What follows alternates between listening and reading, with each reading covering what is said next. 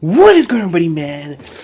I've been wanting to do this for so long, and I apologize for the delay, but without further ado, man, because this is my very first Hunter x Hunter discussion / review / recon / video / whatever on this channel for Hunter x Hunter. There's not a live reaction. Let me tell you something right now, man. Hunter x Hunter 358 Eve and Hunter x Hunter 359 Departure.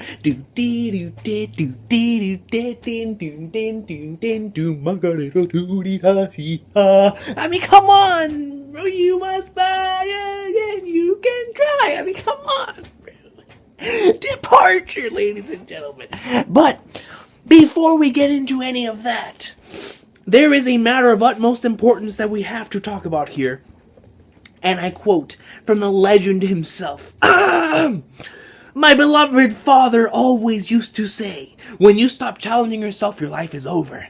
Deciphering myths and exploring ruins, we learn where our ancient ancestors came from. No matter how many obstacles stand in the path to our goal, I promise I will remove them. Age, gender, nationality, employment, race, none of it matters. Everyone deserves an equal opportunity. I will turn down no challenger. Anyone who wants to win this new land is my family. Each person will have a role to play. All you need is the courage to step forward. Come one, come all! To Kaikin! Let us go to the new world. I promise to take you there. I'm telling you, man. My boy Beyond Netero was sitting in his jail cell chilling. I mean, listen, man. He was chilling hard. I'm talking about one hand up here, the other hand right here. He was reading the final book of Game of Thrones. Whenever that comes out, man, A Song of Ice and Fire, Greatness, you know, he was sitting there, he was chilling. He was chilling. He's not worried about it. Everything's according to plan. All right. Now, getting off of Beyond the Tarot and his awesome sauce, man, we'll probably end up returning to that soon. I wanted to jump through the screen. Especially in 359. 359, I wanted to just leap into the manga and yell at the very top of my lungs, Kurapika, it's the work of an enemy stand, man. What is going on here, bro? He doesn't understand. He never watched JoJo. Alright, Kurapika doesn't understand that this is all the work of an enemy stand. Come on. And it just happens to be that the enemy is the very people he's protecting, man. I'm telling you them right now. That baby, this is on some Death 13 stuff, man. That baby has a stand, and his Nen Beast is going to be insane. Because, I mean, look, that's the only possible explanation, unless someone else in the troop or someone has ulterior motives here that they're planning to take out one by one, maybe another one of the princes. You know, I don't know, because all of them, we don't know any of their Nen Beasts. All we know is the titty monster, right? So, I don't know. I do not know. But all I do know is that baby is, his stand is currently coming into fruition. And if I know anything about JoJo, and I know they're two different series, but that thing, Kurapika looked back and he saw its aura coming up. And looked over and I just wanted to yell, it's the work of an enemy stand, man, what's going on? But regardless of that, yes, we do get to see this guy named Woody, and he's full of holes and his blood got drained. And now we see that a whole bunch of others have their blood drained too. And the only way that happens in massive succession is, number one, if you're a ninja, if you are not seen. You know, but that's the thing, because we don't know what their Nen Beasts are. So it could be another one of the princes. It really could. But after the way 358 ended, and knowing Togashi, it has to be the baby. It has to be the baby. And I would not rule out the mother either, man. Because even though the mother is scared, when you are scared, when you are in fear, that's when all of your senses rise to their highest potential. As far as I'm concerned. So listen, man, keep an eye out for Oito, man. Keep an eye out for Oito, because if she's in this race to be out of this battle royal they're having, she has to have a purpose in here, and she has to grab a reason why she wants to do it. Keep an eye on her, man. That's all I'm saying. Keep an eye on her. That was number one, where I wanted to jump in the screen and slap Kurapika in the face, because I love my boy. His monologues are beast. But the second one, I could not forgive. Alright, I could not forgive the second one. He underestimated my mans. He proceeded to say, in the text, in the manga, that Pariston does not know about the Succession War? You don't know what. Look, man, I wanted to jump into this. Maybe I'm a Pariston fanboy. Maybe that is true. But I just do not see how there is any light in day, at any day and night, in any parallel universe, where Pariston does not know what's going down here. That I do not see that happen. Look, Jing and company, they stated, or if I'm not mistaken, they stated that that they weren't going to be on this trip, that they were instead going to take an alternate route. Right, but there's no way in hell Pariston doesn't know about this. Come on, that's Pariston. If there's anything we know about the Hunter election arc, is that man, his information, the knowledge that he gains from all around the world is insane. He's always one step ahead. You know, the only person he's not one step ahead of is Jing. That's it. You know, so come on, man. There's no way Pariston doesn't know about the Succession War. I wanted to slap Kurapika. There's a couple of occasions where I really want to slap Kurapika, but at the same time, I really do feel sorry for the man. I really do, because the thing here, when it comes to Kurapika, is that even though I wanted to slap him, I feel sorry for him. I really do. Because if he is guarding the very people who are causing this, and he's going throughout this trouble of trying to go over that, and then after that, of course, he does not know that the troop is on board. And when the troop starts taking out cats, that is when tension is really gonna rise, man.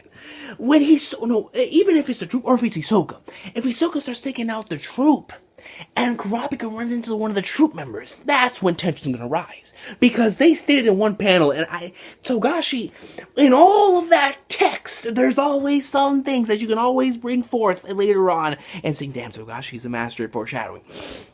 I promise you that whenever Mizai was talking about the dudes who were coming in, and they, because apparently there was one person who started off. One person started off, and a couple other people followed. When it came to fraud, when it came to all the crimes that was coming apart in that panel that Mizai was stating.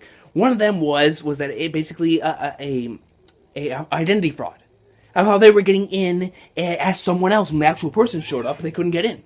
And I guarantee you, that was Texture Surprise. Texture Surprise! Hisoka's Texture Surprise. It has to be. It has to be. So Hisoka's on board. I don't know if he was the first person that did it. Hell, it could have been one of the troop. It could have been someone that we haven't even seen yet. You know, I don't know. I don't know who's on this boat. We're on board to the new continent. I don't know what we're going to see. But one thing's for sure. Texture Surprise, Hisoka's on this boat. Hisoka is on this boat. And he is going to take out one of the troop members, which, according to the popular basis out here, based on the damn prophecies and the stated back in York New City, it's gonna be Shizuku. So, I mean, if it is, she's out of here. She's out of here. So, I don't know. It could be her that's taken out first. I don't know. But one thing's for sure, when that happens, tension's going to rise, and I'm going to get to see the moment I've been waiting for the entire series, is a standoff between a pissed-off Kurapika and a pissed-off Chrollo. And that's going to be awesome sauce, man. I've been waiting for it. I've been waiting for it. So I've been dying for it. And this is all on the trip to the new continent. All right. Now, speaking of getting killed off first. My boy Benjamin, man. Look. This man is a beast. I can't deny it. He's a beast. You saw that panel. You saw him. His aura was coming out the outline. He was looking like a savage. But I cannot help but think, because one does not simply, alright, and I'm going to do this because it just fits. One does not simply get too cocky on the ship to the Dark Continent, or on the ship to the new continent, which will then be going after that to the Dark Continent, where a creature called Bryon exists.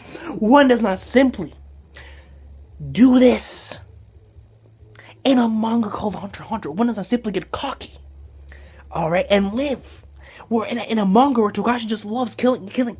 Togashi stated he's always looking for a way to kill off his characters. Uvogen was too cocky. He got wrecked. Alright. Benjamin, I see him in the same situation. He's overly cocky. He's probably a beast. I know he's a beast. He was sparring, wrestling with a lion. You're telling me my boy isn't beast? I know he's beast. And his Nen beast is probably beast. But what I'm getting at here is that Togashi is he's gonna wreck him. You know, I just see him. He's getting hyped up too much, man. Togashi's he's hyping him up, man. So I see Benjamin getting taken out in order to either cause tension within the first part of tension between the princes, or to showcase someone else's power. Because as we know with Togashi, when it comes to fights, he never does a fight if it doesn't have consequences after for someone. He always has. They're always fighting for a reason, which is one of the reasons why Hunter x Hunter fights are probably some of my favorite fights in this entire meeting. But Benjamin is going to get wrecked. Now, by who or how, or will it be like a random surprise, or will we actually see the bout? I'm not sure. But the way I see it, man, the way he's building it up, Benji is getting wrecked. Alright, he is going to get destroyed. We're going to see his remains being thrown out of the ship to the new continent, which is going to the dark continent, which after that, I mean, look, bro, I just don't get it. I just don't see how Togashi, when we actually get there, it's going to be too much, man. The new continent, just running to the new continent by itself is crazy. But after that, when we go to the dark continent, guys, we're running for 2 months. When we go to the dark continent, there's a creature called Brian. They're waiting to be. That's where he's from, and they're expecting to get there. There are monsters. Every single thing that we know to be insane that is not human comes from that place in the Hunter universe. And you're telling me that those guys are just gonna step forward into that place, go up to the gate, it's gonna be all lolly, man. People are gonna get destroyed. It's no fun and game. Beyond stated, he will take you there. But for what reason will he take you there? We'll find out, man. My boy was reading books. But let's continue on with the video. Top panel on page 4 of the manga stream version of or I think it was, or was it Biz? I don't remember. But it was one of those two. But so actually basically he told us what we're gonna see. It was the panel that stated they're about to witness the greatest chapter in history. The greatest chapter in history, and that we are lucky to be alive to witness such an event. And I feel like Togashi was telling us that as manga readers of Hunter x Hunter. Seriously, I mean, he was telling us that as readers of this manga. It's that simple. That's the way I took it. We are about to experience something out of this world in this freaking thing, and he was telling us, it's like, get prepared, put on your seatbelt, because we're going on for one hell of a ride. Now, one thing I'm really happy about is that we have already surpassed the mark of where he went on hiatus last time. So, and we're not going on hiatus, at least not until next, because next week we're definitely getting a chapter, or this upcoming week, we're definitely getting a chapter. So, look, we're on good terms. We're already getting a new volume. I can't wait to see that volume's cover, man. It's going to be beast. The Kurapika volume cover for volume 33 looks awesome sauce. But volume 34, it has to be pretty sure something with Chrollo and Hisoka. That's going to be a beast cover, man. But regardless, like, getting back into the chapter itself, from like a structure standpoint, there was a double page spread on in 358 where it showed all the princes together on this big boat. Because look, man, this boat, it 5 different freak days. It's crazy. This huge black whale number 1, black whale number 1. It's massive, but we saw like the main floor, right, where all the princes are, and it was so cool because I don't know if Togashi made it like this, but this is one of the things that I really like about another manga called Tokyo Ghoul, of the way that Sui Ishida, he focuses on the eyes, and here in this particular instance, I'm not entirely sure if Togashi did this on purpose once again, but he made it to where we couldn't see anyone's eyes. They were either black or we just didn't see them at all. Now, I don't know if that was laziness or if Togashi put that in intentionally, but that added so much to the atmosphere of that moment because none of those people in there trust each other.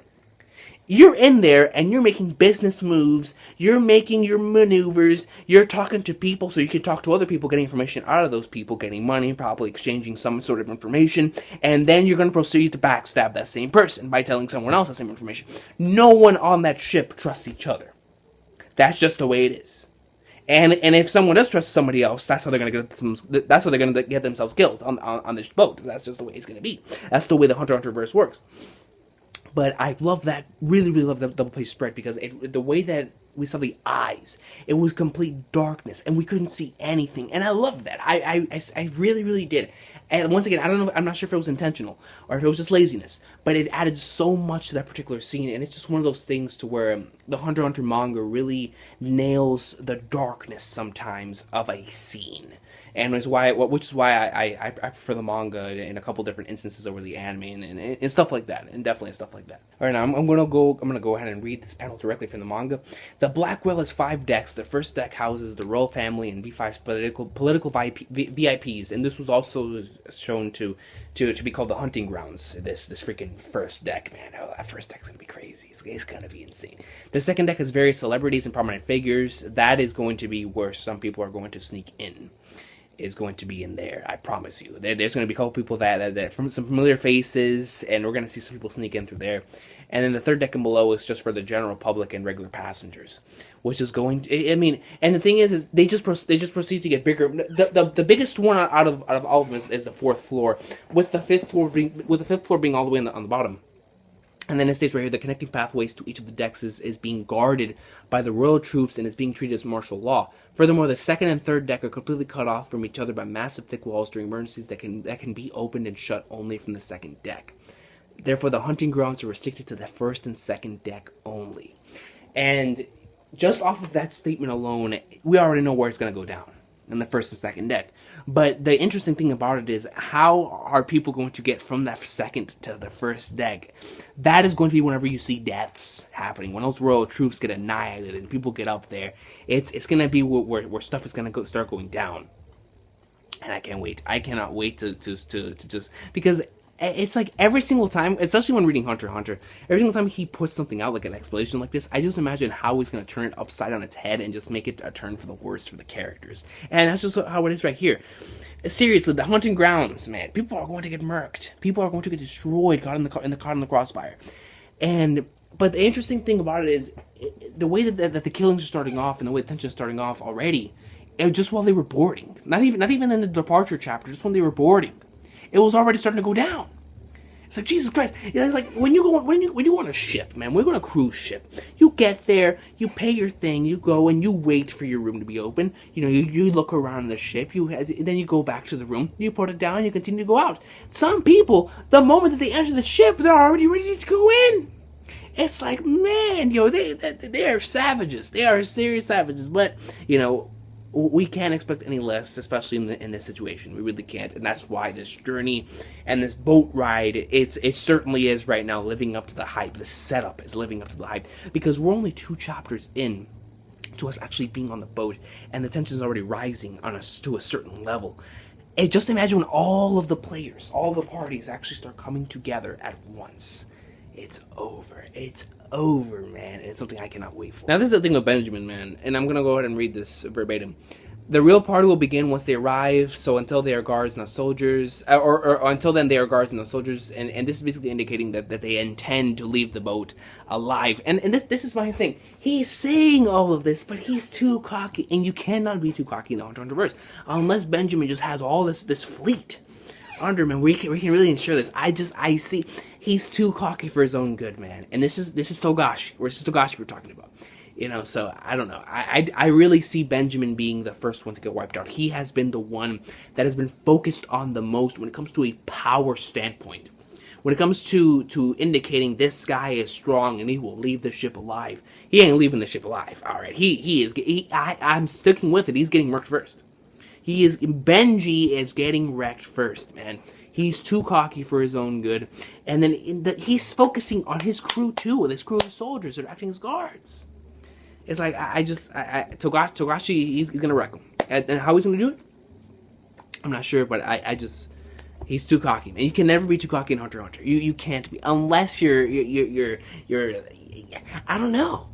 Like who is free of the cocky rule? Because Jing is a beast, but I wouldn't really say he's cocky. Pariston's just a savage. They know their skills. They know they have their mindsets. So I don't know. It's just if you're cocky in this verse, man, you're gonna get pwned. You're gonna get pwned. That's just the way it is. They were given this awesome explanation. It was kind of like a theater, man. It really was like she was sitting here giving this humongous thing, because usually on cruise ships, whenever they do this type of what was the last cruise I went on? Like they had like this show that was going on with like dogs and pets. It was kind of like the ones like you see like in amusement parks and whatnot. But in this case, it was kind of like that, except instead of a show, it was more of an explanation of what they could look forward to in this journey to the new continent. It said it would take 2 weeks, or not 2 weeks. I'm sorry, 2 months. And it went through like the exact term, of going here, then refueling, then coming back over here. And I found the entire process to be really cool, because the way I took it was kind of like Togashi giving us like a heads up. It's like, okay, the first few weeks it's just going to be build up, and it's going to be building up the tension. Then when we arrive, the tension's going to be insane. And then we continue moving back, and then it's going to fall back down. And it's going to get crazy and crazy and crazier until we actually get there to the final point where the goal will eventually be met of arriving. Because the actual arrival itself, man, the landfall ceremony, that's where Benjamin wants to get off. That's where they are expecting it to go all out with the princes, or whichever ones are still alive, because I'm guaranteeing you some of them are not leaving the ship alive. But yeah, so they're expecting the landfall ceremony, man. Who will be alive? Who shall get out of there? Who will be on to take with him? You know what I'm saying? So that part right there was really, really cool. It was like Togashi telling us, this is how this arc's about to go. It's about to be crazy. And then, of course, as a Toriko fan, the way that they spoke about the stormy seas and how the skies, what did they say? It was like they spoke about flying creatures, battling each other, and the way I envisioned it was the flying creatures would be battling, and then the ship would be in the middle. And if the ship is in the middle, they better pray, son. They better pray, because if you have the Emperor Crow and the Dragon King just going in, it's over. I feel for the planet. Screw the boat. I feel for the planet. But they are about to head into Dark Continent territory. So man, listen, that thing is huge. So, and there's a lot of beasts that we saw in, I think it was chapter 344's double page spread. There is some massive monsters in there, man. So if some of those sea creatures come up, or if there's some creatures in the sky that are peeking their heads out a bit, oh man, dude, that ship better pray. Them two in the ship better pray. It's gonna be crazy. Now, I did want to touch upon one thing which I wrote down in my notes. It was after because the Beyond situation, to where basically the Zodiacs, they were saying that it doesn't take all of them, it doesn't take all of them to just watch one person, that's definitely going to lead to a plot point later on in the story when it comes to trust, and like maybe there might be like a death that happens to one of them or something like that. It's definitely going to lead to something. But and then also, man, when we get to take a look through what's happening on the decks, I got to see my boy Leorio in that doctor role. That was super awesome, just seeing him. Because I've been rewatching the series with Tsunami, and just remembering how in the beginning he stated that, that's my dream. And even though we do know that he was going to school for it and everything in the Honor election arc, but just seeing him actually there, taking care of business, and he just the way he looks after seeing the episode again, it really brought a smile to my face. It truly did. And I was like, yeah, man, my boy Leorio, man, he's making business moves. He's making great business moves, and is living his dream. So I'm really happy for my boy. They're going to be in those stormy seas for about 5 weeks too, man. 5 weeks. 5 weeks. Which then after that they will go to the gatekeeper, and I think it's they will be transferring over to Morel's. They're transferring over to Morel's ship, and then from there, that'll be what the gatekeeper waits. And after that, that's gonna be spooky though, man. Because, like, the way I look at it is, if that gate opens, man, a calamity's coming out. So like, I'm kind of spooked. Like, what is gonna meet them at the gate? Seriously, what is gonna meet them at the gate? That's gonna be spooky, man. Like, can you imagine that? Can you imagine going through this entire journey, barely surviving? And like one of the squads that goes up to one of the gates, because we don't know how many gates there are, one of the gates, and just get annihilated by one of the calamities, just wiped out. You know how much hype that'd be? I mean, it'd be savage, but that would be hype. This is the dark continent. This is the continent.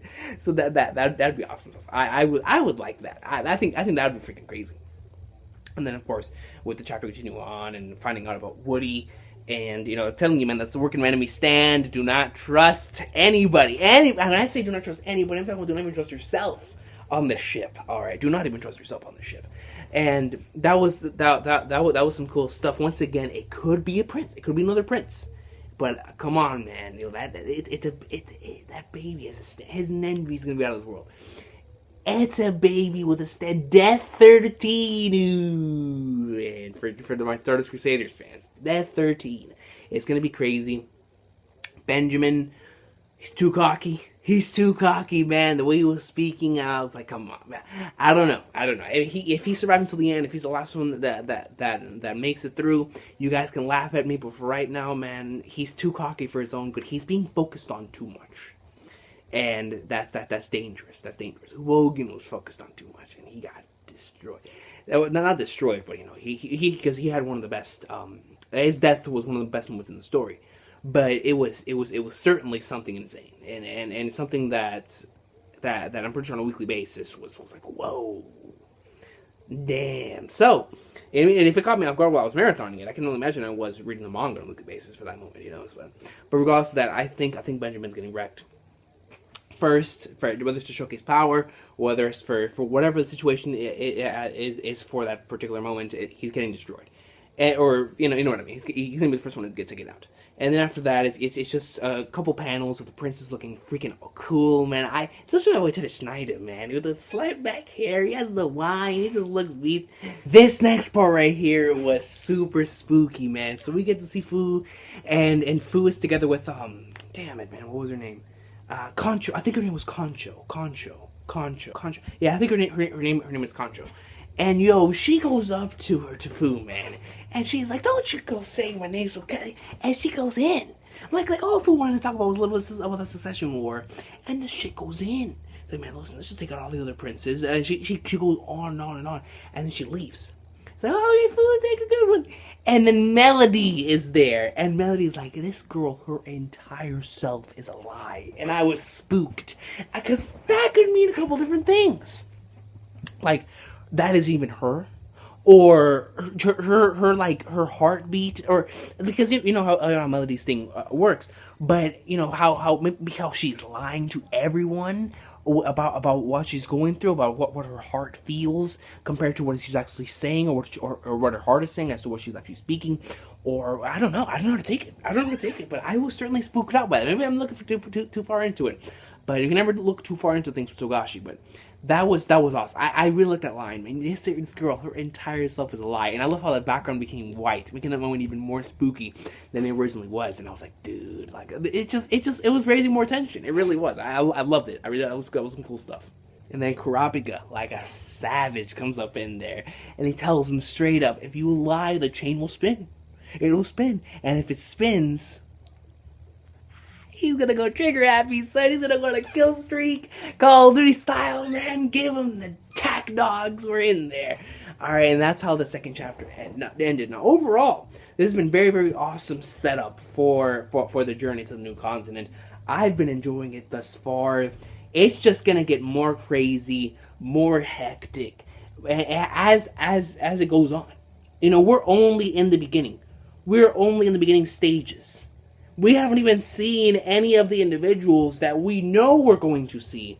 We're just seeing, a little bit, just little glimpses at things that are going on with the princes, mostly Benji, and then of course the situation with Kurapika. It's already getting hype, man. And I love how Togashi's just sneaking it in, and the way that he's doing the narration is through other people speaking it as announcements or as showing it to others. Like he's telling us all of this through them telling the people in the manga. So I find that stuff to be pretty cool as well. Just the innovation of how to speak in narration through your story is always one of the things that is very, really cool about Togashi's works. But I don't know, man. I still want to slap Kurapika because it's an enemy stand, man. It's an enemy stand. It's Death 13. I can't wait to see Woble's Nen Beast. Woble's Nen Beast is going to be freaking awesome. That Nen, the way it's coming up, I know for a fact that thing's gonna have a beast design. Then Oito, can we trust her? I mean, once again, when you are in fear, and she thought she accepted it. Nah, bro, you don't accept that, all right? And she was scared. And when she was scared after that, after Kurapika talked to her about that, that is when the baby started feeling it. That's when the baby started, was like, whoa. Like maybe that was him telling him to Kurapika to take it easy, because he didn't like the way his mom was feeling. I don't know, man. We'll see. But can we trust them? I'm still, I mean, look, man, on the ship, we don't trust anybody. That's number one. Benji's getting wrecked first, and basically everything else that was said beforehand. But overall, man, Hunter x Hunter, it's been on fire. And once again, I do apologize for the delays. I'm just super stoked that the manga is not on hiatus yet. If it takes a hiatus here soon, we might as well call it inevitable at this point.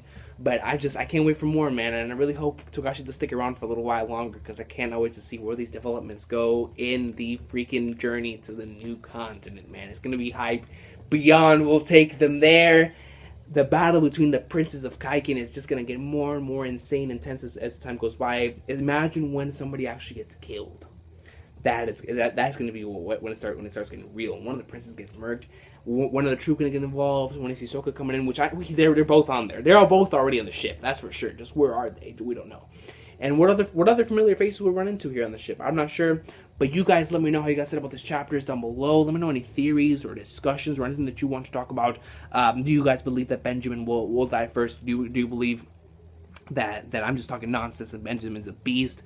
Who do you think is the one causing those holes? Who do you think is the one draining the blood? Do you agree it's the work of an enemy stand? Or who can it be, man? Who can it be? Do you trust Oito?